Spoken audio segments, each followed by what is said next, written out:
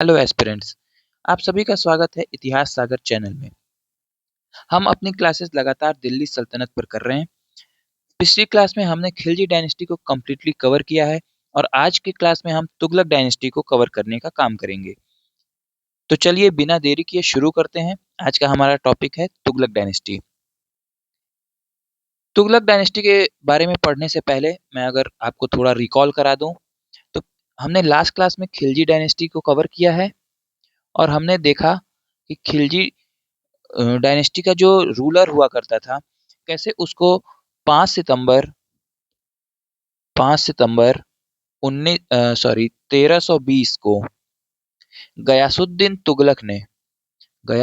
तुगलक ने हराकर तुगलक डायनेस्टी की नींव रखी। वो खिलजी रूलर कौन हुआ करता था? खुसरो शाह। खुसरो शाह। तो चलिए हम आगे बढ़ते हैं और अ, थोड़ा सा इंट्रोडक्शन देख लेते हैं तुगलक डायनेस्टी के बारे में और फिर डिटेल में डिस्कस करेंगे।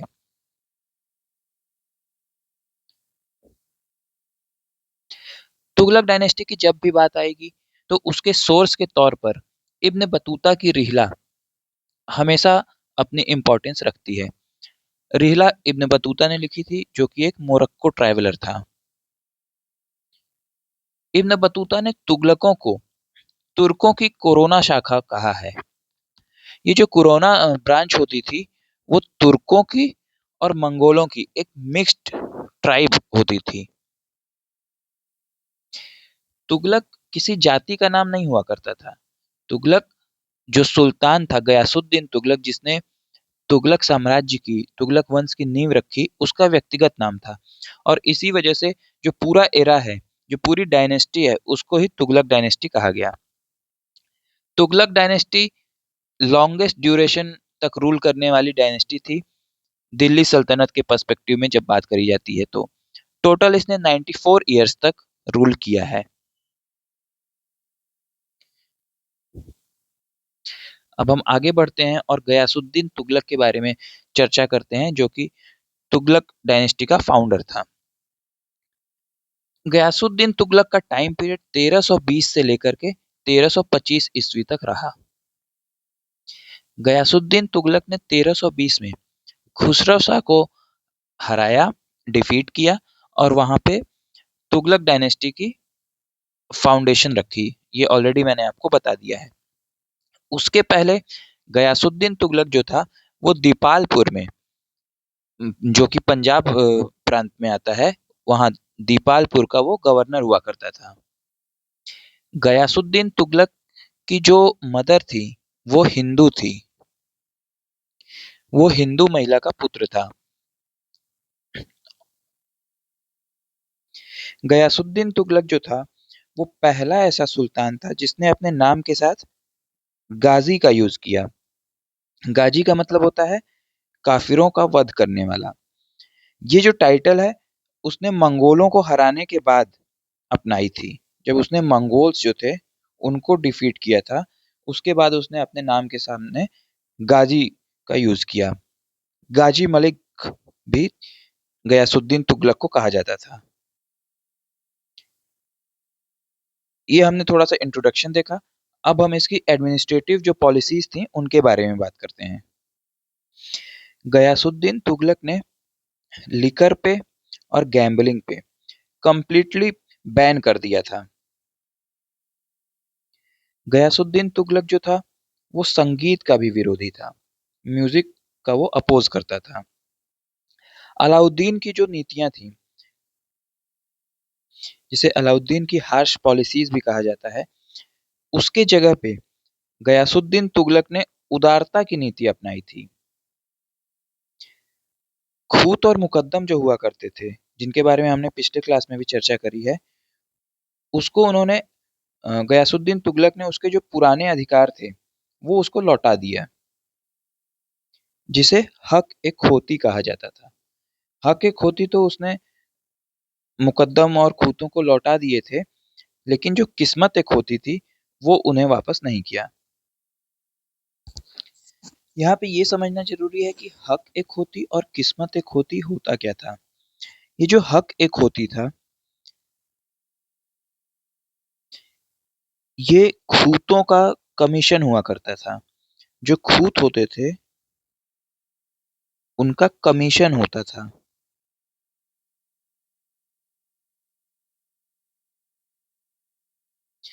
गाँवों से लैंड रेवेन्यू वसूल करके सल्तनत के खजाने में जमा करने के बदले खूंतों को जो मेहनताना या जो एक निर्धारित हिस्सा जो कमीशन मिलता था, उसको ही हक ए खोती बोलते थे।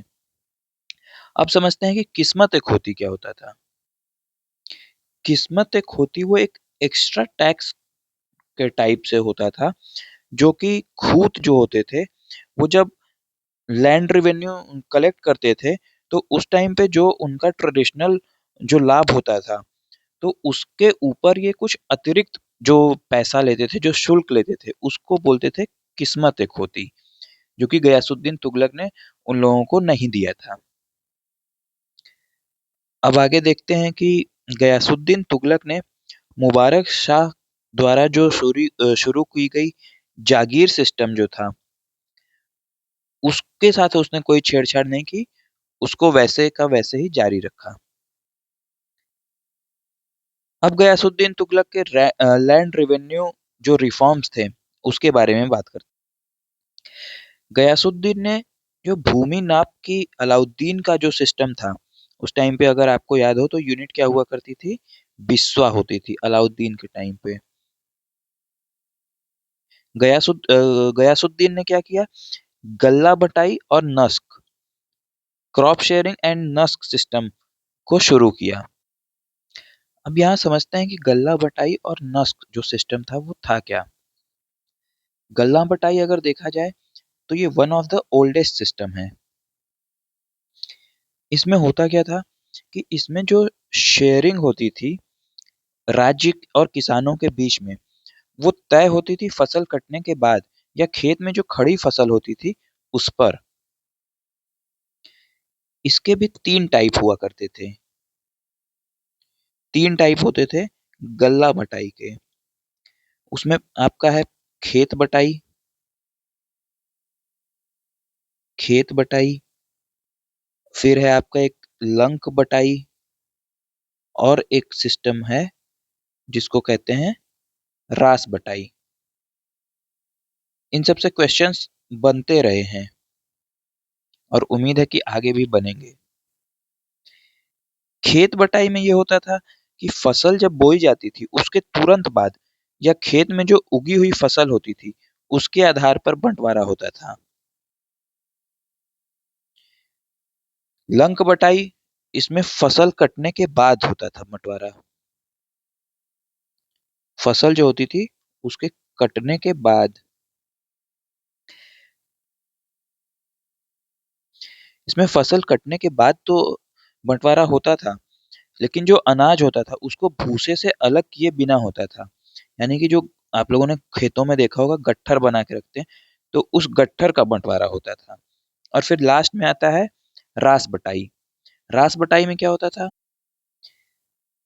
रास बटाई में अनाज को भूसे से पूरी तरह अलग करने के बाद अनाज का जो ढेर होता था उसका बंटवारा होता था।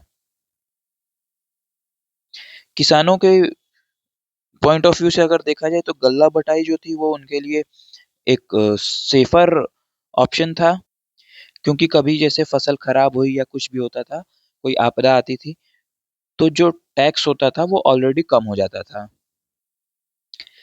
इसके बाद हम नस्क सिस्टम को समझते हैं। नस्क सिस्टम जो था, नस्क सिस्टम का एक दूसरा नाम भी है, उसको कहते हैं कनकूत सिस्टम। कनकूत सिस्टम। तो कन का मतलब होता है अनाज या जो क्रॉप हो गई आपकी फसल वो, और कूत का मतलब होता है अनुमान। कूत का मतलब हो गया गेस। तो इसमें जो है वो एक्चुअल माप नहीं लिया जाता था जो फसल होती थी उसका। इसमें हर साल फसल का वास्तविक वजन करने के बजाय पिछले सालों का जो उत्पादन रहा है और जो खेत का जो एरिया रहता है उसके बेस पे एक मोटे तौर पे एक अनुमान लगाया जाता है, गेस वर्क होता है ये। उसके हिसाब से लगान तय कर दिया जाता है। इसकी शुरुआत करी थी गयासुद्दीन तुगलक ने। अलाउद्दीन खिलजी का जो भू राजस्व की मांग का आधार था, वो हुक्म मसाहत की जगह हुक्म हासिल हुआ। इसका मतलब समझते हैं। मसाहत का मतलब होता है मेजरमेंट। मसाहत का मतलब क्या होता है? मेजरमेंट। यहाँ इसका मतलब है जमीन की जो पैमाइश होती थी, जमीन का जो मेजरमेंट होता था उससे। इसके अंदर क्या होता था कि जैसे मान लीजिए जमीन की पैमाइश हो गई कि 10 बीघा जमीन है, 10 बीघा जमीन है, तो अब इसका एक मोटे तौर पे एक एवरेज निकल जाता था कि अगर 10 बीघा जमीन है तो इतना फसल होगा। अब उसके बाद आपकी जो जमीन पे जितनी खेती होती थी, जैसे मान लीजिए कि 5 बीघा जमीन पे खेती हुई, तो उस एवरेज के हिसाब से आपके फसल का लगान लिया जाता था। इसमें हुक्म मसाहत में इस बात से कोई मतलब नहीं होता था कि एक्चुअल जो आपकी उपज है वो हुई कितनी। इसी के जगह पे हुक्म मसाहत की जगह पे ही हुक्म हासिल हुआ। और हुक्म हासिल जो था उसका मतलब ही होता था कि जो एक्चुअल जो आपका पैदावार हुआ है, जो आपका एक्चुअल प्रोड्यूस होता था, जो एक्चुअल प्रोड्यूस होता था उसी पे कर लिया जाता था। इसका फायदा ये था कि अगर किसी साल सूखा हो गया, बाढ़ हो गया या कोई भी आपदा आ गई, तो उसके कारण पैदावार कम होती थी। तो किसान को हासिल के हिसाब से ही, यानी कि जो एक्चुअल प्रोड्यूस होता था, उसके हिसाब से ही कर देना पड़ता था। तो आई होप यहाँ तक आप लोगों को सब सारी बातें समझ में आ गई होंगी। अब आगे बढ़ते हैं और देखते हैं कि जो गयासुद्दीन तुगलक था, वो पहला ऐसा सुल्तान था जिसने किसानों के लिए थोड़ा सा उदार दृष्टिकोण फॉलो किया था। जो टैक्सेस हुआ करते थे, लैंड टैक्सेस, उनको घटा के उसने 1/3 कर दिया। और जो लोन रिकवरी का सिस्टम था उसको भी गयासुद्दीन तुगलक ने हॉल्ट कर दिया था। गयासुद्दीन तुगलक ने ये ऑर्डर दिया कि एक बार में जो लैंड रेवेन्यू है वो 1/10, मतलब 1/10 या 1/11 ही बढ़ाया जाए। 10वां या 11वां हिस्सा ही बढ़ाया जाए, इससे ज्यादा नहीं। ये ऑर्डर किसने दिया था? गयासुद्दीन तुगलक ने। जीएसटी जिसको हम शॉर्ट फॉर्म में बोलते हैं। तो यहाँ तक आई होप कि कोई डाउट नहीं होगा। गल्ला भटाई नस्ट सिस्टम जो भी है आपको सब क्लियर हो गया होगा। हुक्म मसाहत जो है, हुक्म हासिल क्या है, ये सारी चीजें क्लियर हो गई होंगी। तो अब इसके आगे बढ़ते हैं हम। और जो वेलफेयर एंड पोस्टल सिस्टम था गयासुद्दीन तुगलक का, उसके बारे में डिटेल से डिस्कस करते हैं।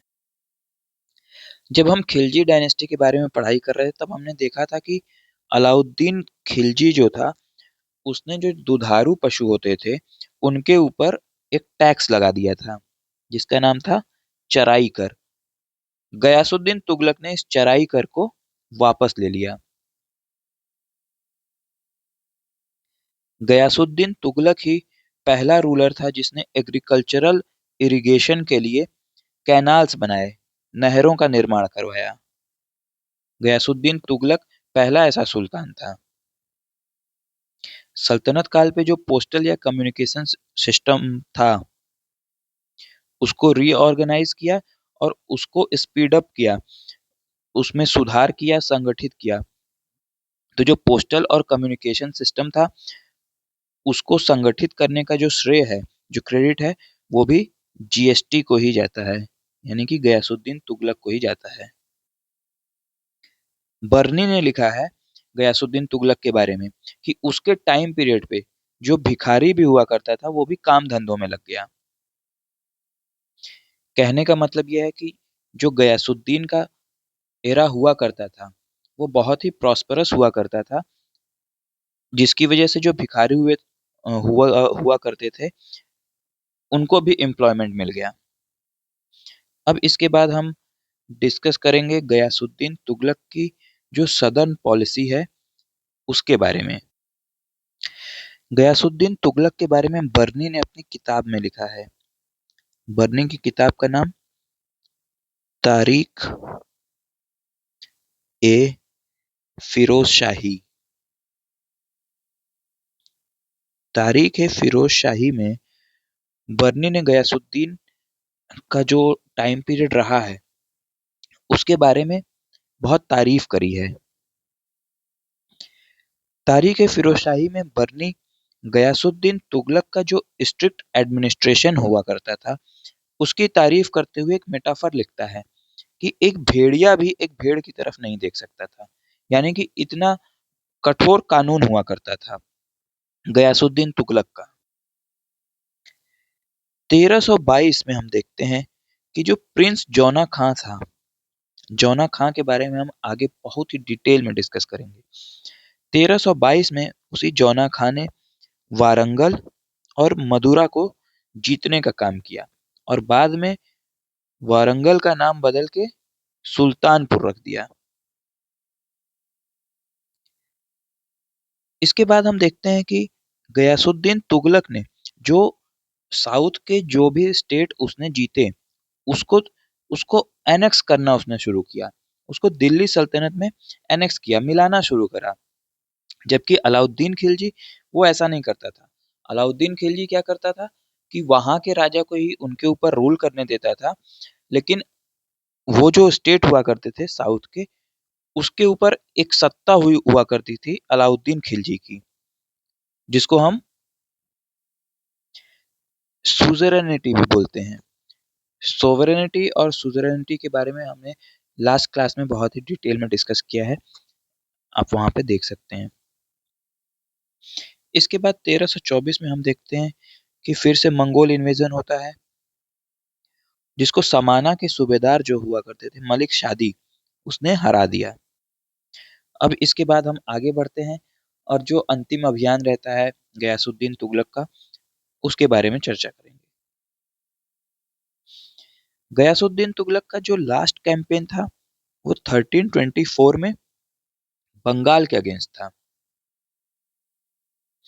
बंगाल अभियान पे जाने से पहले दिल्ली में गयासुद्दीन तुगलक ने मजलिस ए हुक्काराम, या जिसे काउंसिल ऑफ रीजेंसी बोलते हैं, वो बनाया।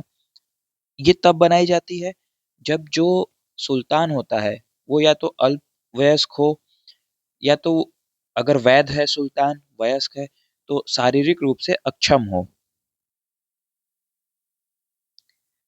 बंगाल के इस कैंपेन के बाद वहां से वापस लौटते समय तिरहुत का जो रूलर था हरसिंह देव, उसको गयासुद्दीन तुगलक ने पराजित किया, और जो सूफी संत औलिया हुआ करते थे, निजामुद्दीन औलिया, निजामुद्दीन, उन्होंने गयासुद्दीन तुगलक के लिए कहा था कि दिल्ली अभी बहुत दूर है। ये क्वेश्चन कई बार एग्जाम्स में लगातार पूछा है कि निजामुद्दीन औलिया ने किस तुगलक शासक के लिए कहा था कि दिल्ली अभी बहुत दूर है, तो गयासुद्दीन तुगलक के लिए कहा था। फिर 1325 में अफगानपुर गांव में लकड़ी के एक महल से गिरने से गयासुद्दीन तुगलक की मौत हो गई, और बाद में फिर इनको तुगलकाबाद में दफनाया गया।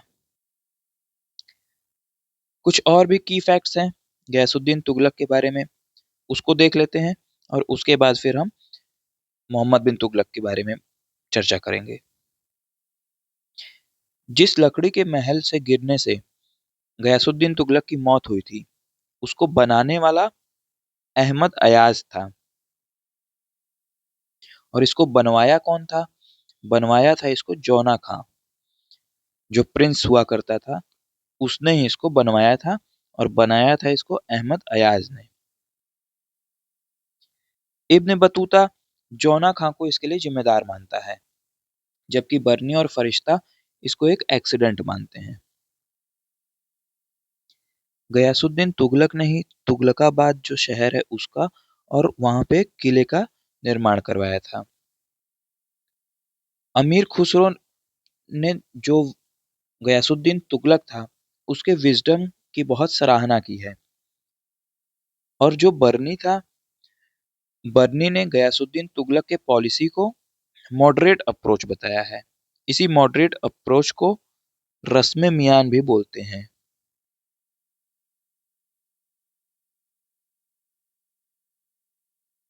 बर्नी ने इसे रस्म मियाना या जिसे रस्म मियान बोलते हैं उसी को मॉडरेट अप्रोच बोला था। अब हम आगे बढ़ते हैं। गयासुद्दीन तुगलक के बारे में जितने भी इंपॉर्टेंट फैक्ट्स थे वो हमने यहाँ तक कवर कर लिए हैं। अब इसके बाद हम चलते हैं मोहम्मद बिन तुगलक के बारे में, जो कि तुगलक डायनेस्टी का सबसे फेमस रूलर रहा है। मोहम्मद बिन तुगलक को उसकी पॉलिसीज के वजह से ही वाइस फूल भी बोला जाता है। वाइस फूल। मोहम्मद बिन तुगलक जो था वो दिल्ली सल्तनत का सबसे विद्वान और सबसे पढ़ा लिखा शासक था। इसको 5 भाषाओं का ज्ञान था। इसके बारे में मैंने डिटेल में भी एक वीडियो अलग से बनाई है सिर्फ मोहम्मद बिन तुगलक के बारे में। उसको भी मैं प्लेलिस्ट में ऐड कर दूंगा, वहां पे आप इसको डिटेल में देख सकते हैं। खैर यहाँ पे भी मैं उसके बारे में बताऊंगा ही। गयासुद्दीन तुगलक की मौत के बाद 1325 में मोहम्मद बिन तुगलक शासक बनता है। बलबन का जो लाल महल है, रेड पैलेस, उसमें ही इसका कॉरोनेशन होता है। और राजमुंद्री जो रिकॉर्ड है उसमें इसको खान ऑफ द वर्ल्ड बोला गया है। अरेबिक में जो लिखी हुई एक जो रचना है, मसालिक उल अबसार और रिहला, जिसको इब्ने बतूता ने लिखा है। इब्ने बतूता ने रिहला लिखा है। ये इन दोनों की जो रचना है वो हुई थी एमबीटी के ही टाइम पीरियड में, यानी कि मोहम्मद बिन तुगलक के ही टाइम पीरियड में ये दोनों हिस्टोरिकल रचना हुई थी। अब इसके आगे हम बढ़ते हैं और 5 मेजर प्रोजेक्ट देखते हैं। 5 ऐसी पॉलिसीज देखते हैं जिसकी वजह से एमबीटी को वाइज फूल कहा जाता है। ये जो पॉलिसीज थी, ये ऐसा नहीं है कि एमबीटी ने बिना सोचे समझे कुछ करा, लेकिन इसका इम्प्लीमेंटेशन सही तरीके से नहीं होने की वजह से इसको वाइज फूल कहा जाने लगा। ये जो 5 मेजर प्रोजेक्ट्स रहे हैं, बर्नी ने इनका मेंशन किया है। हम देखते हैं कि ये क्या क्या रहा है। सबसे पहले तो इसकी क्रोनोलॉजिकल जो ऑर्डर है वो याद रखना जरूरी है। तो सबसे पहले हम देखते हैं कि दोआब वाला जो रीजन है उसमें इसने टैक्स बढ़ा दिया। ये हुआ 1325-26 में। 1325 में ही इसका कॉरोनेशन हुआ था। फिर उसके बाद जो कैपिटल हुआ करती थी दिल्ली, वहां से उसको चेंज करके इसने ट्रांसफर कर दिया, कैपिटल शिफ्ट कर दिया देवगिरी, जिसे दौलताबाद भी कहा जाता है, 1327 में। एमबीटी का तीसरा जो मेजर प्रोजेक्ट रहता है वो होता है टोकन करेंसी, 1329 में। फिर उसके बाद खुरासान मिलिट्री एक्सपेडिशन जो रहता है इनका, खुरासान अभियान, और फिर कराचिल अभियान 1332-34। कहीं कहीं इसकी डेट 38 भी मिलती है, 1338। तो ये जो क्रोनोलॉजिकल ऑर्डर है ये पांचों मेजर प्रोजेक्ट्स के, ये आपको याद रखना बहुत जरूरी है, क्योंकि क्रोनोलॉजिकल ऑर्डर से स्पेशली इस टॉपिक से लगातार क्वेश्चंस बनते रहे हैं हर एक एग्जाम में। अब हम आगे बढ़ते हैं और इन पांचों मेजर प्रोजेक्ट्स के बारे में थोड़ा डिटेल में डिस्कस करेंगे। दोआब रीजन में जो इसने टैक्स का इंक्रीमेंट किया था वो विफल हो गया। उसके विफल होने का कारण ये था कि इसके टाइम पे अकाल और महामारी हो गया, जिसकी वजह से इसने जो कर वृद्धि का जो अपना प्रोजेक्ट था इसका, वो पूरी तरीके से विफल हो गया। उस वक्त एमबीटी गंगा के किनारे एक शिविर बनाया जिसका नाम था स्वर्गद्वारी। उसमें 2.5 साल तक रहा वहां पे। अकाल से जिन लोगों के ऊपर प्रभाव पड़ा था, जो पीड़ित थे, उसको उनको राहत देने का काम किया।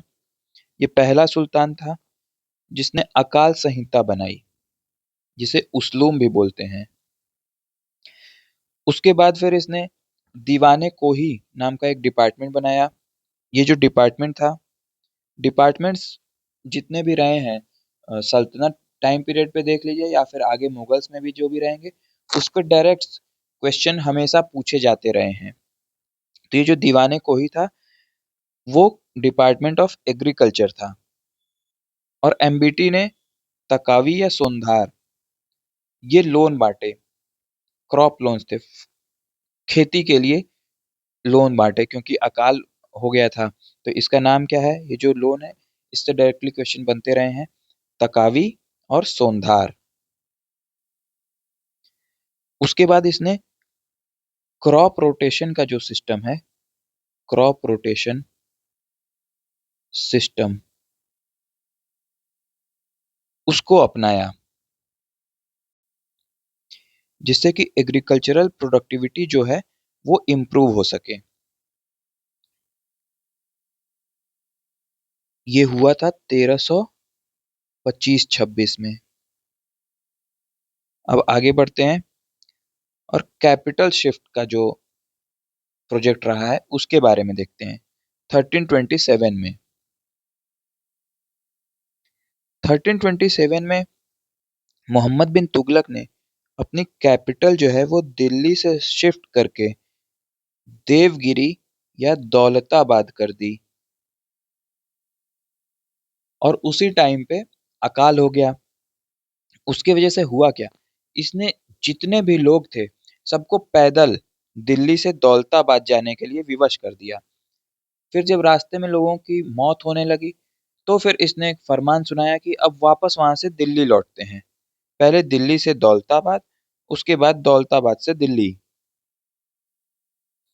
ये पॉलिसी भी इसकी एक फेलियर ही साबित हुई। स्टेनली लेनपूल जो था उसका मानना है कि दौलताबाद जो है वो मॉन्यूमेंट ऑफ मिसगाइडेड एनर्जी है, गुमराह शक्ति का स्मारक कहा है दौलताबाद को। बर्नी ने ऐसा लिखा है कि साम्राज्य जो था उस वक्त पे, दिल्ली सल्तनत का जो पूरा साम्राज्य था, उसके बिल्कुल सेंटर में होने की वजह से, बिल्कुल सेंटर में होने की वजह से दिल्ली की जगह दौलताबाद को नई राजधानी बनाई गई थी। जैसे कि मैंने आपको पहले भी अभी बताया कि जो पूरी दिल्ली थी उसको खाली करा दिया गया था। इमारतों में एक बिल्ली एक कुत्ता तक नहीं बचा था, ऐसा बर्नी भी लिखता है। अब इसके बाद 1329 या 30 में जो कारनामा किया था एमबीटी ने, उसके बारे में हम चर्चा करेंगे।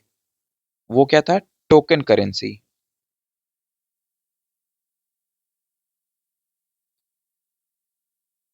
अकाल पड़ चुका था, जैसा कि अभी हमने पहले देखा, तो खजाना जो था वो खाली हो चुका था। तकावी सोनधार ये सब जो लोन्स थे वो भी इसने बांटना चालू कर दिया था। तो खजाना खाली होने की वजह से मोहम्मद बिन तुगलक ने 1329 में किया क्या कि उसने टोकन करेंसी चला दी। ब्रॉन्ज और कॉपर के कॉइन्स इशू कर दिया। लेकिन दिक्कत ये किया कि इसके ऊपर किसी भी प्रकार का उस कंट्रोल नहीं रखा, या ये कहें कि कंट्रोल रखने में असफल रहा। इस वजह से लोगों ने क्या किया कि अपने घरों में ही ब्रॉन्ज और कॉपर के कॉइन्स बनाना चालू कर दिया। तो हर एक घर जो था वो टकसाल बन गया, सब फर्जी सिक्के बनाने लगे। तो ये जो टोकन करेंसी का इसका प्लान था, टोकन करेंसी, वो भी फेलियर ही हुआ। एमबीटी ने सोने का भी सिक्का चलाया था, जिसे दीनार कहते थे, 200 ग्रेन का, और चांदी का सिक्का जिसे अदली बोलते थे, 140 ग्रेन का। ये जो टोकन करेंसी चलाने का इंस्पिरेशन था, वो मोहम्मद बिन तुगलक को चीन के कुबलाई खां और फारस में गैखातू खां की टोकन करेंसी से मिला था। तो इस तरह से हमने देखा कि लगातार इनकी जो तीन पॉलिसीज थी, तीन पॉलिसी यहाँ तक फेल हो गई।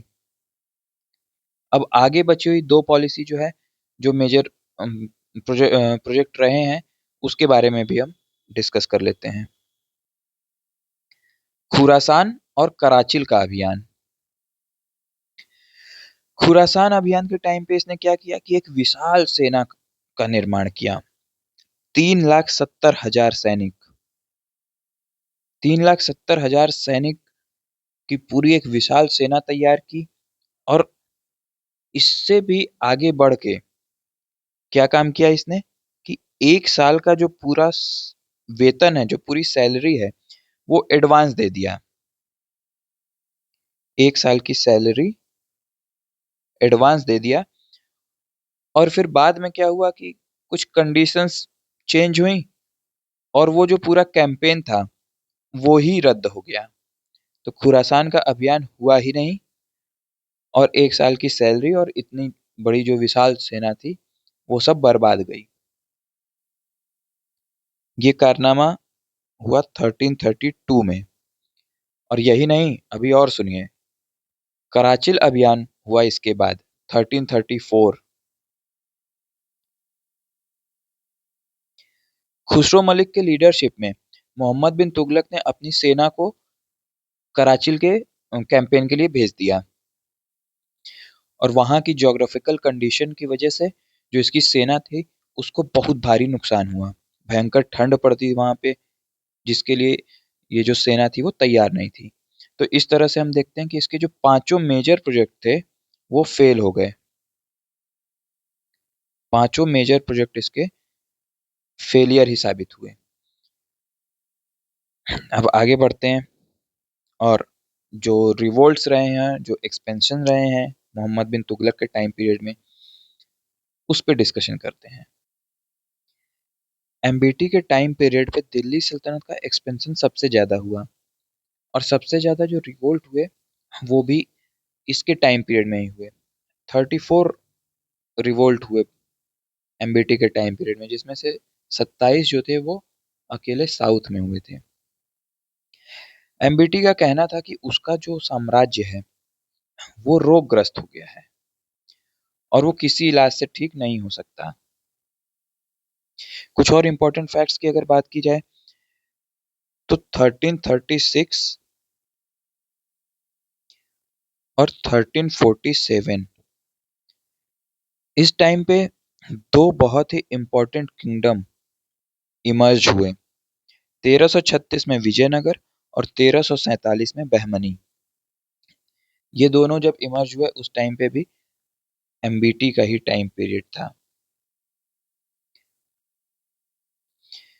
फिर आखिर में हम देखते हैं कि 20 मार्च 1351 1351 में सिंध में जो तगी का रिबेल था उसको सप्रेस करते हुए एमबीटी की मौत हो गई। तो एमबीटी ने 1325 से 1351 तक रूल किया। आगे बढ़ते हैं और जो इनकी रिलीजियस पॉलिसीज हैं उसके बारे में भी थोड़ा सा डिस्कशन कर लेते हैं। मोहम्मद बिन तुगलक ने सिखों पर अल सुल्तान जिल्ली अल्लाह ये अंकित करवाया, यानी कि खुद को शैडो ऑफ गॉड कहा, ईश्वर की छाया। वो पहला ऐसा मुस्लिम शासक था जिसने हिंदुओं के त्योहारों में, खास करके होली में भाग लिया और सहिष्णुता को अपनाए रखा। मोहम्मद बिन तुगलक ने जो फेमस जैन स्कॉलर थे जिनप्रभ और राजशेखर, इनको अपने दरबार में जगह दी और अपने दरबार में इनका सम्मान किया। मोहम्मद बिन तुगलक ने सती प्रथा पर भी रोक लगाने का काम किया था और हिंदुओं को जो हाई पोस्ट होती थी, हाई एडमिनिस्ट्रेटिव पोस्ट, उन पे भी नियुक्त किया, जैसे रतन, भरन और श्रीराज। एमबीटी के बारे में बहुत हिस्टोरिकल ओपिनियंस रहे हैं, उनके बारे में भी हम थोड़ा चर्चा कर लेते हैं।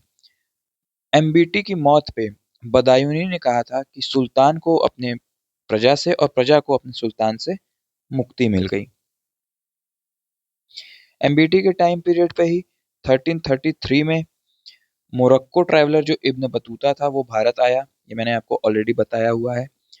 8 साल तक यहाँ पे वो काजी रहा और उसने अपनी बुक जो रिहला है वो भी इसी टाइम पर लिखी। मोहम्मद बिन तुगलक ने खेती में जो इजारेदारी सिस्टम था, जिसको ठेका प्रथा भी बोलते हैं, वो शुरू की और दीवान सियासत बनाया। दीवान ए सियासत, ये दीवान सियासत जो था वो था department of justice, department of justice. Mohammad bin Tughlaq astronomy, maths और मेडिसिन का एक्सपर्ट था और वो गंगा जल पीता था। जैसा कि पहले ही मैंने आपको बताया भी कि वो सहिष्णु था, तो ये जो गंगा जल पीना है वो उसकी सहिष्णुता को ही दिखाता है। अब यहाँ से हम आगे चलते हैं और बात करते हैं फिरोज शाह तुगलक, जिसको एफएसटी भी बोलते हैं शॉर्ट फॉर्म में, फिरोज शाह तुगलक 1351 टू 1388। फिरोज शाह तुगलक मोहम्मद बिन तुगलक का चचेरा भाई था। इसकी माता हिंदू राजपूत थी। फिरोज शाह तुगलक का कॉरोनेशन जो था वो 2 बार हुआ। पहली बार हुआ ठट्टा में जो कि सिंध में है और दूसरी बार हुआ दिल्ली में। हिस्टोरियन एल्फिंस्टन ने फिरोज शाह तुगलक को सल्तनत युग का अकबर कहा है। इसी एल्फिंस्टन ने मोहम्मद बिन तुगलक के लिए कहा था कि उसमें पागलपन का कुछ अंश दिखाई पड़ता था। फिरोज शाह तुगलक ने अपनी ऑटोबायोग्राफी लिखी जिसका नाम है फुतुहात ए फिरोज शाही। फिरोज शाह तुगलक ने अपने रूल का नेचर को डिक्लेयर किया और उसने कहा कि उसके राज्य का जो चरित्र है वो बेनवलेंट डेस्पोटिज्म है, यानी कि कल्याणकारी निरंकुश है।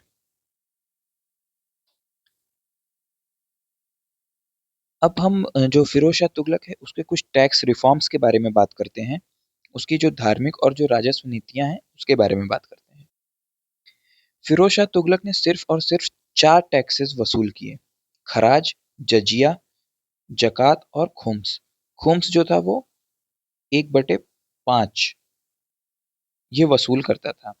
इसके अलावा जो 24 अदर ऑपरेसिव टैक्सेस हुआ करते थे उसको इसने हटा दिया।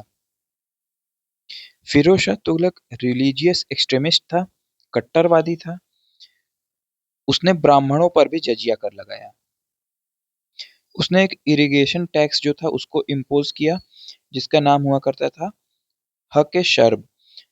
ये 110 लगता था और ये उन लैंड पे लगता था जिनकी सिंचाई जो हुआ करती थी वो कैनाल्स के थ्रू हुआ करती थी, नहरों से हुआ करती थी।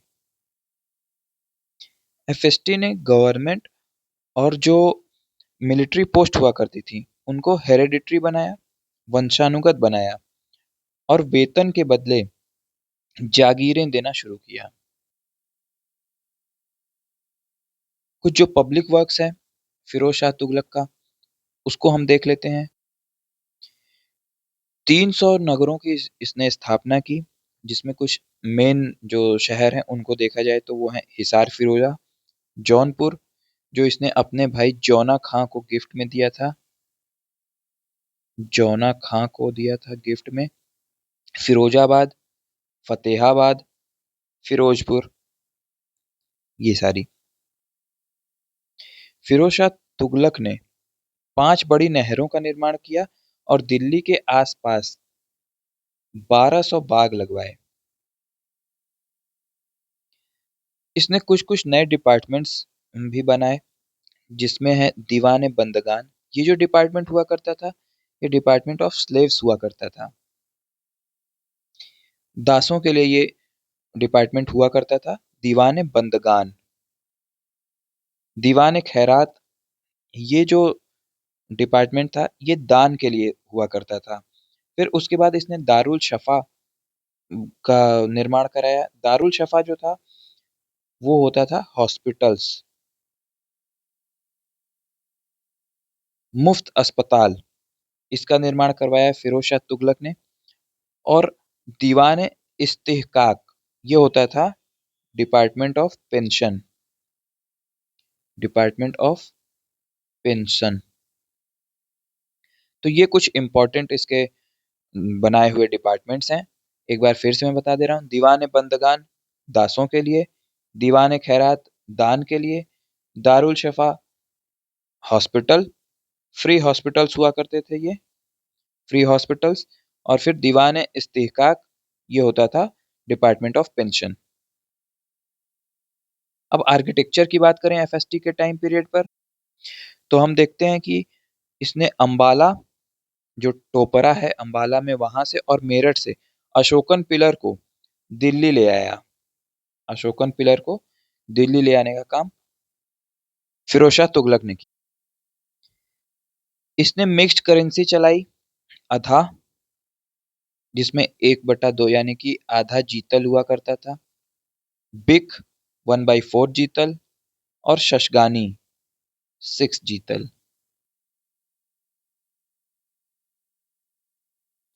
एफएसटी ने ही खिड़की मॉस्क, कालन मस्जिद और ऑक्टागोनल टॉम्ब सबसे पहले बनवाया।